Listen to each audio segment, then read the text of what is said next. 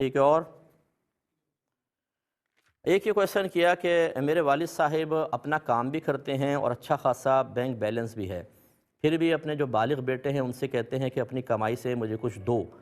اور اگر بیٹے نہیں دیتے ہیں تو وہ ان سے ناراض ہو کر الگ رہنے لگ جاتے ہیں، الگ رہنے لگ گئے ہیں، تو کیا اولاد ان کو کچھ نہ دے کر گناہگار ہوگی؟ دیکھیں، پہلے تو سب والدین بھی ایک مسئلہ اچھی طرح یاد رکھیں کہ اور یہ شرعی اصول ذہن میں رکھیں، بالغ اولاد اگر کمانے لگ جائے تو اس پر اپنے ماں باپ کو بغیر کسی حاجت ضرورت یا ان کی محتاجی کی بھی کچھ دینا واجب نہیں ہوتا۔ خدمت کرنا چاہیں جتنی مرضی کریں، بہت اچھی بات ہے، پیسہ دیں چاہے ان کے پاس ہو یا نہ ہو۔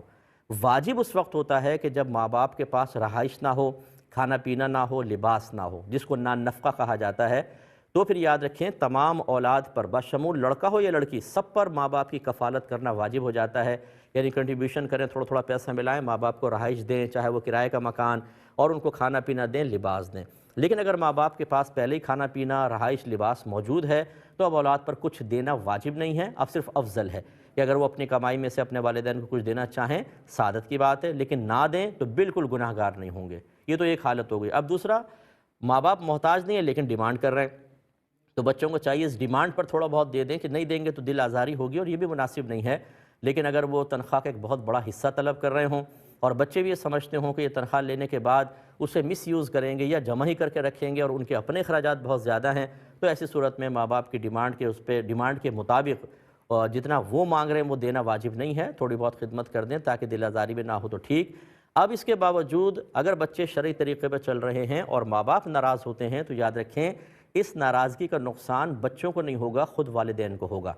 یہ اچھی طرح ذہن میں رکھیں، میں بھی ایک باپ ہوں،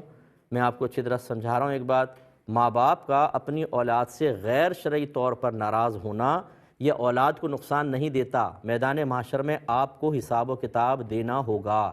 کیونکہ آپ شریعت کو آپ توڑ رہے ہیں، اس کی حدود کو آپ پھلانگ رہے ہیں، اس کی لیمیٹیشنز کو آپ کراس کر رہے ہیں، اللہ رسول کے احکام کو آپ پامال کر رہے ہیں۔ ماں باپ ہونے کا مطلب ہرگز یہ نہیں ہے کہ آپ کے لیے ہر قسم کا گناہ کرنا جائز، اولاد پہ ظلم کرنا جائز، ناجائز امور اختیار کرنا بالکل جائز نہیں، آپ پہ کی بھی گرفت ہوگی،